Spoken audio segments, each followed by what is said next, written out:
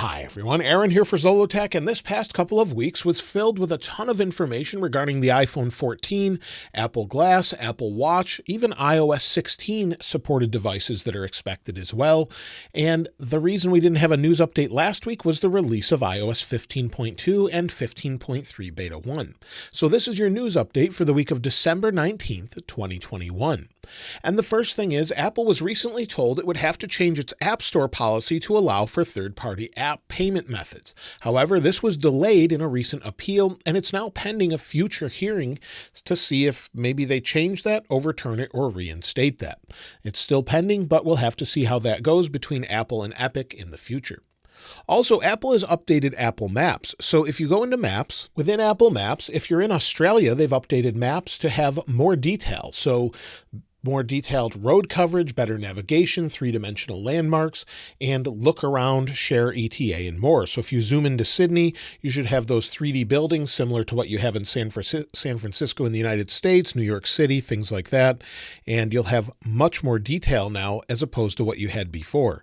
So all of the same sort of imagery, whether that be satellite or Explorer or driving and more, is available now. So that's been updated if you live in Australia. Now, if you've dropped your iPhone, maybe you damaged your new iPhone 13 Pro Max, maybe you cracked one of the camera lenses or the display, and you didn't have AppleCare, Apple will now allow you to upgrade to AppleCare during that repair time within its first year. So typically things are covered from defects, but if you crack your display, you'll have to pay the full amount. However, you can now sign up for AppleCare within that first year. Apple apparently is offering this in store and save a little bit of money. Save up for AppleCare, pay the deductible, and then get your display repaired and have further coverage as well. So that's something they've been a little bit more lenient on now. Over the past couple of weeks, I mentioned some deals that were on Amazon, and many of you asked me to mention deals every single week in these news updates. And so there's a couple deals going on that are fairly significant when it comes to Beats Studio Buds and Powerbeats Pro. Beats Studio Buds right now are $50 off on Amazon. Of course, I'll link the affiliate links in the description. I'll get a portion of that, but you can just search for them if you don't want to contribute to that. And they're $99.95, $50 off or so. And also Powerbeats Pro are $169.95 instead of $249.95. So both of them are on sale right now. Again, I'll link both of them in the description below. Now, also, the next version of macOS has recently been spotted by someone that predicted macOS Monterey, and based off of some recent trademark filings, according to 9to5Mac, it's going to be called Mammoth, or the next version could be called Mammoth. Based off of that name, hopefully we'll see some major changes, since that's sort of a large animal or maybe a huge change or indicating something big. We could see something like that in the future, but based off of that information, it's possible we could see some big changes, and hopefully we do. Apple has been hiring a lot of people lately to work on augmented reality and virtual reality based off their recent job postings. As you can see here, a research engineer, frameworks engineer, graphics engineer, also another frameworks engineer post here. You can go right to Apple's website and check it out. Recent posts from recently is December, where they're asking people to sort of build a new platform. It says you will be researching and developing an entirely new application paradigm. So maybe it could be as revolutionary as iOS was when it was introduced. So we'll have to wait and see, but we are expecting some sort of Apple Glass or augmented reality or virtual reality device this coming year based off of all of the recent rumors. So they are hiring for that. It might be a little bit early at this point, but it looks like they're really working on it quite a bit.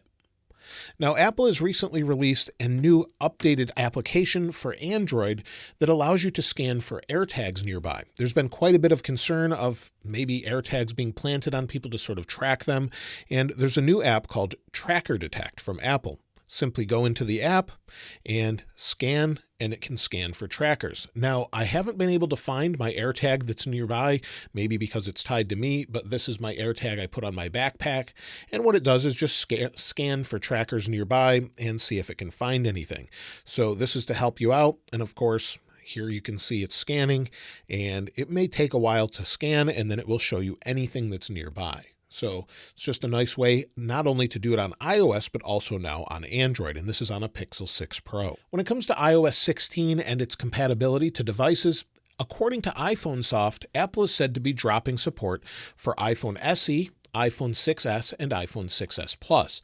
They actually said this last year, and we expected them to drop support based on what they've done in the past last year. However, this year, if they are planning some sort of redesign or full redesign of iOS with iOS 16, it's possible these devices will no longer be supported. And in turn, other iPads wouldn't be supported as well. iPad Mini 4, iPad Air 2, iPad 5th generation, and 2015 iPad Pro models. So if it's based off of what information they have, I would expect them to drop support for these devices. If it's just a guess, well, we could see support for them again. However, these have been supported for many years, and it wouldn't surprise me if they sort of remove them from support with iOS 16. However, we won't know 100% until June, where we'll have WWDC, or the Worldwide Developer Conference, and Apple typically shows what devices are supported then when they show off the next version of iOS. So don't lose hope just yet. It looks like, according to iPhone Soft, we won't have support for these, but they said that last year, so we'll have to wait and see. But either way, I would expect them to drop support for it, but we could get another year out of them. Now, when it comes to the next version of iPhone SE, or the iPhone SE 3rd generation, there's been some more information about that, where it's expected to release in the first part of 2022. And based on recent supply chain information, it appears that parts are being manufactured now for the release of the new iPhone SE. Typically, they get them ready a few months before, and they could launch it in the first couple months of 2022. And so it's said to have a similar display to what we have with the second generation, a 4.7-inch display, 3 gigabytes of RAM, and the most recent CPUs in it as well. It's said to keep Touch ID, but whether or not that be the home button or they switch it to maybe the side button, we'll have to wait and see on that. I'd love to see a redesign with that. And also it's supposed to get 5G support with Qualcomm modems inside. So that would be a big upgrade if you have a current SE, and hopefully more efficiency with better battery life, since they can shrink the chipset, maybe get a little bit larger battery as well. Also, Apple is apparently planning a larger version more similar to the iPhone 8 Plus in the future, but not until next year. So meaning 2023. So we may see that with a larger display and more RAM, but again, you just never know until we start seeing those show up in the supply chain. Now, as far as iPhone 14, there's some additional news about that. And this is just sort of a prototype that was supposed to represent the iPhone 13 Pro, but this particular update is said to have a hole punch display. So Apple is said to get rid of the notch with the iPhone 14 Pro and Pro Max models and instead have a hole punch display, according to the elect. They would get rid of the notch, find some way to incorporate it in there, and no Touch ID. Some people are saying we could expect that, others are saying we won't. Also with a new CPU and up to 8 gigabytes of RAM. Also, Ming-Chi Kuo is saying that Apple will not include a telephoto zoom lens in the sense of a periscope zoom, but just have a similar system to what we have now. So we wouldn't have a huge zoom lens like things such as the S21 Ultra or phones like that. Instead, we would just have our typical zoom lens and up to a 48 megapixel camera that can record 8K. So that makes sense. You would need that extra RAM to sort of hold that information in the buffer and more. And so we could see that with 2022. I don't know that I'd expect a huge redesign, as Apple seems to be sort of pushing that off to an every 3-year model. So we'll have to see with that. But the telephoto zoom lens with periscope zoom is said to be for the later models, iPhone 15 models in 2023. Also, Apple is still working on foldable devices, but many are saying don't expect them till at least 2024. So at this point, it may or may not ever come out. It depends if Apple thinks it's worth it or not.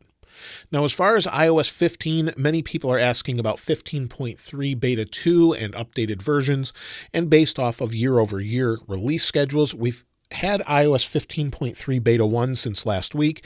I would not expect a new update until Beta 2 until January, at least based off what they did last week. With last week's release, usually they'll sort of take vacation from then until mid-January or the first couple weeks of January, and we could see a release maybe on the week of the 10th or the week of the 17th with Beta 2, with a final version coming out at the end of January or early February. So that's typically what Apple does every year.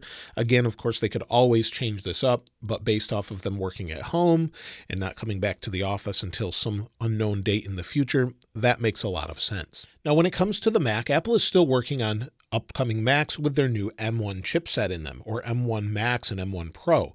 We still have not seen the iMac Pro, and it looks like Apple is planning that for spring 2022.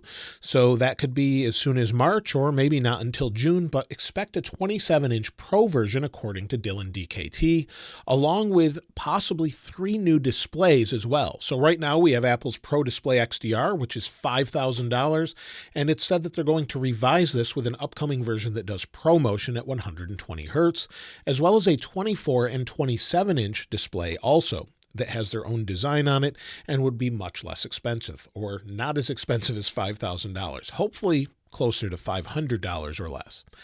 Also, Apple is still working on AirPods Pro 2. AirPods Pro 2 are expected sometime in 2022, but typically at the end of 2022. So if you were holding off buying AirPods Pro, I'd probably still pick some up since it looks like it won't be until the end of the year, where we would have an updated chipset, a new design, and maybe some additional features. Now, when it comes to Apple Watch, Apple is still working on 2022 models where we could have the Series 8 Apple Watch, an Apple Watch SE2, and a new rugged version of the Apple Watch.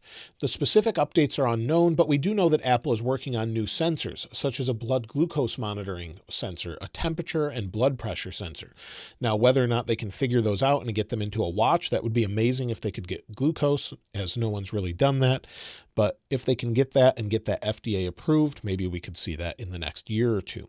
Either way, I would expect some new features, as well as that rugged watch for sports or with a focus on sports or extreme outdoor activities, as well as a less expensive SE2. Hopefully they discontinue the Series 3, as I don't think that one should be sold anymore. They should have just brought down the price of the Series 5 and sold that, or the Series 6. Now also, like I said before, Apple is still working on Apple Glass, and recent patents are showing that Apple is working on hand gestures to use 3D depth sensors. So just like you can do with the Oculus Quest, if you've used one of those, you can sort of pinch or move things around with your hands. Apple has figured out a way to do this that looks to be a little bit more sensitive and better based off of patents. But again, we'll have to wait and see if they're actually going to release it. Last year it was rumored that we would see it at WWDC. I would expect it this year, and hopefully we'll see some sort of update with that. According to Ming-Chi Kuo, the second generation headset is already said to be in the works, which means they've pretty much wrapped up the first generation.